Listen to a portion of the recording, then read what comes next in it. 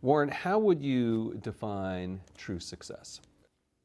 Well, I've said many times that if you get to be 65 or 70 and later, and the people that you want to have love you actually do love you, you're a success. I've never seen anybody that reaches that age. I mean, I'm not talking about somebody that's in extreme poverty or pain or something, but I've never seen anybody that, if they have a lot of people that love them, that is other than happy. And I've seen some very, very wealthy people that they give testimonial dinners to and name schools after and everything. And nobody loves them, you know. Their own kids would say, he's in the attic, you know. Nobody ever came. What are, say, 3 pieces of advice you would give to people who are looking to succeed in business? Well, by far the best investment you can make is in yourself. I mean, for example, communication skills. I tell the students that come that they're going to graduate schools and business, and they're learning all these complicated formulas and all that. If they just learn to communicate better, and both in writing and in person, they increase their value at least 50%. And, I mean, if you can't communicate, somebody says, you know, it's like winking at a girl in the dark. Nothing happens, you know, basically. And you have to be able to get forth your ideas, and that's relatively easy. I did it myself with the Dale Carnegie course.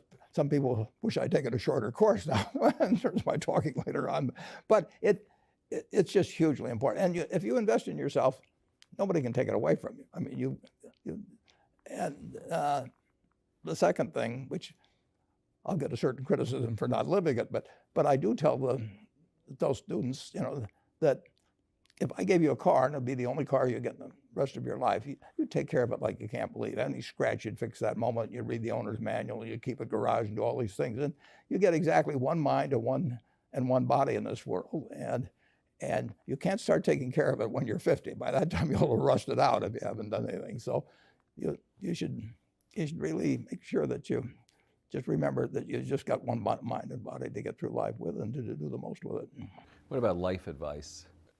Well, life advice is, you know, the most important thing,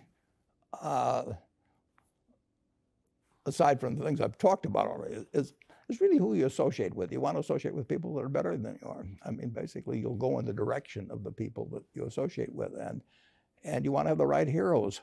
You want people, if you want to emulate somebody, you better pick very carefully who you want to emulate. And when obviously you can't pick your parents, they're going to have an enormous influence on you, but you don't get a choice on that. But you get choices as you go down the line, and who you admire, who you want to copy, and the most important for most people in terms of that decision is their spouse. It's also important in terms of a partner in business, but the partner in life is the most important one. You want to pick a spouse that's better than you are, and then he or she, and you hope they don't figure it out too fast.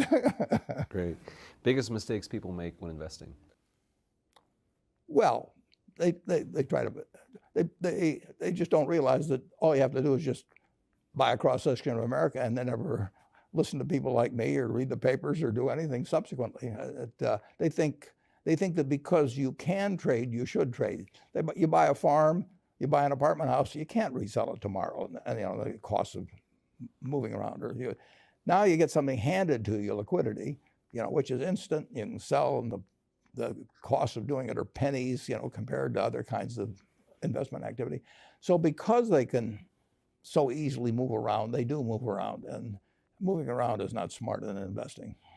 You have a pretty cool morning routine regarding what you have for breakfast and how prosperous you feel. What is that? Well, I now actually send somebody over to McDonald's usually to get me something.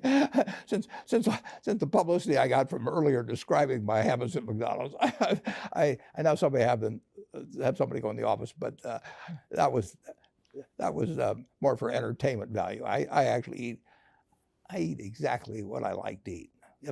If I liked it on my 6th birthday, at my 6th birthday party when we had hot dogs and hamburgers and Coke and ice cream with chocolate, I still like it. And I don't care about anything subsequently. I discovered it all by the time I was 6. if somebody offered me a deal when I was 20 and said, you're going to live 1 year longer, you know, instead of living to 88, you'll live to 89 or whatever it may be, if you eat nothing but broccoli and Brussels sprouts and onions and all these things. You know, I just said, I'll, you know, take the last year off. It probably won't be that good anyway. You know, I mean, so I eat what I like to eat. I'm not venturesome in that area. I like how you lumped in onions with broccoli and Brussels sprouts. I've never heard that before.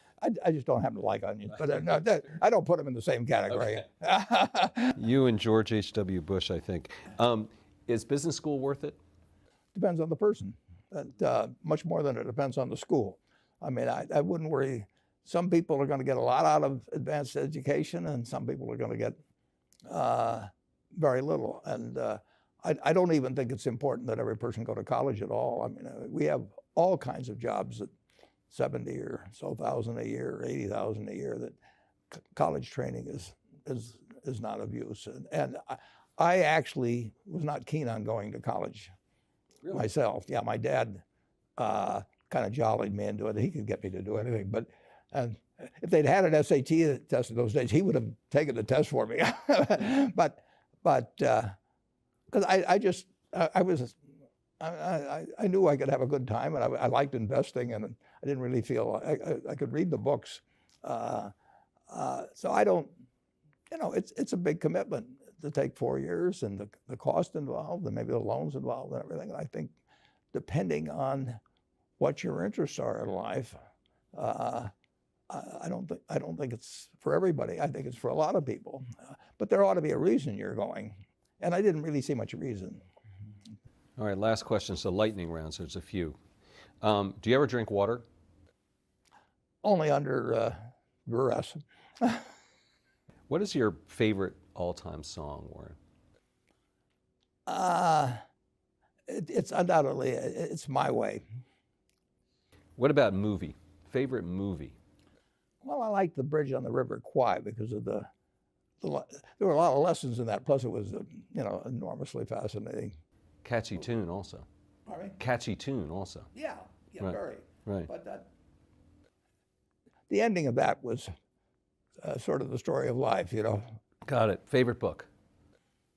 Well, the favorite book from an the book that had the most impact on my life was The Intelligent Investor by Ben Graham. I knew you were going to say that. And finally, what do you carry in your wallet, and how much money do you tend to carry around? Well, I probably carry maybe $400. I actually, my wife likes to use cash, so I just take home a chunk of cash every now and then she doles it out. She looks at my billfold and sees whether all the hundreds are gone.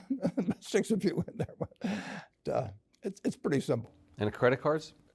I've got an American Express card, which I got in 1964, but I pay cash 98% of the time. If I'm in a restaurant, I always pay cash. It's just easier. Warren Buffett, thanks very much. Don't